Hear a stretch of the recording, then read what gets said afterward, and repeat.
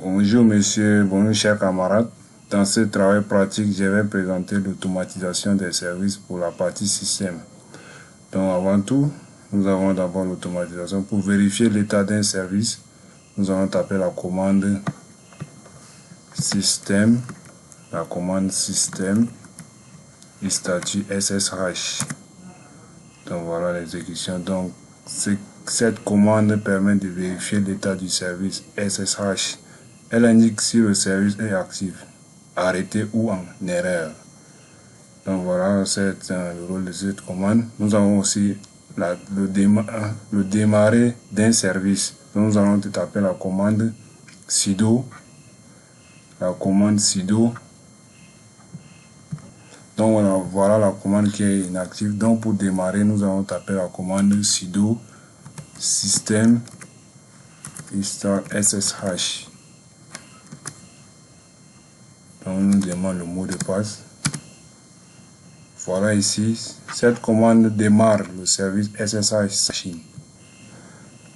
Donc maintenant pour arrêter un service, nous voyons ici, nous allons taper la commande sudo system tl stop SSH. Nous allons taper la commande sudo SSH. Donc nous voyons ici, pour dire profondément sur cette commande permet d'arrêter le service SSH. Donc cette commande nous permet tout simplement d'arrêter le service SSH. Donc nous allons démarrer un service. Pour démarrer un service, nous allons taper la commande sudo. Pour démarrer un service, nous allons taper la commande sudo system restart SSH. Voilà, nous voyons ici. Cette commande redémarre complètement le service afin d'appliquer les niveaux configuration. Donc en voyant la commande précédente, nous avons ici système restart SSH. Donc ce système permet de redémarrer le service, donc nous pouvons dire. Ensuite, nous allons activer le démarrage automatique. Donc on voit ici le démarrage automatique. Nous allons taper la commande sudo. Nous allons taper la commande sudo system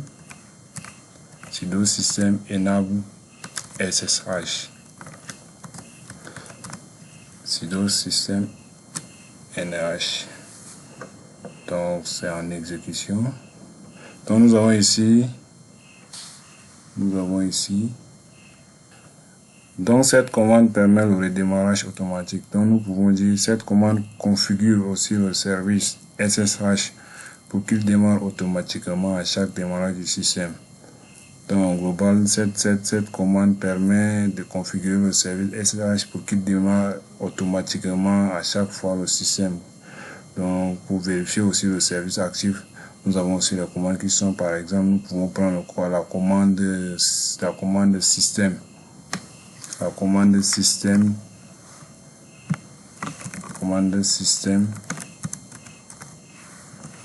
list, la commande système list init. Nous avons ici tiré de 8, tiré de 6, type égale service. Voilà, tapons la commande. Voilà, ici nous avons les lignes, nous avons la partie init, nous avons la partie load active sup, aussi nous avons la description. Donc nous avons aussi les lignes 1 à 25. Donc voilà tout. Cette commande affiche la liste des services actuellement actifs sur le système.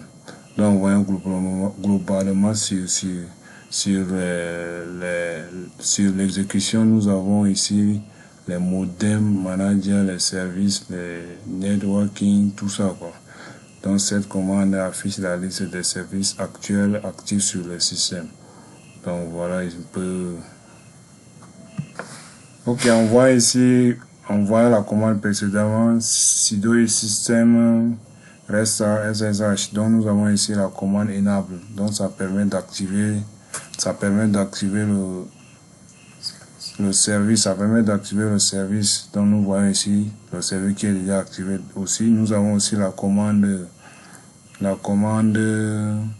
système start SSH. Donc en voyant la commande précédente, nous voyons ici tout s'afficher ici. Donc cette commande démarre le service SSH sans redémarrer la machine. Donc nous avons l'invocation. Donc vous voyez ici dans le tableau, nous pouvons dire, nous avons tous les commandes qui sont là. Donc avant l'état actif était inactif, mais maintenant c'est activé. Donc nous voyons ici active en parenthèse running. Donc voilà un peu ce que nous pouvons. Donc voilà un peu les commandes. Donc ici pour conclure la partie système, donc nous pouvons dire que la partie système a permis d'automatiser la gestion des services grâce au système CTL. Merci pour la vidéo, merci pour l'attention, merci beaucoup.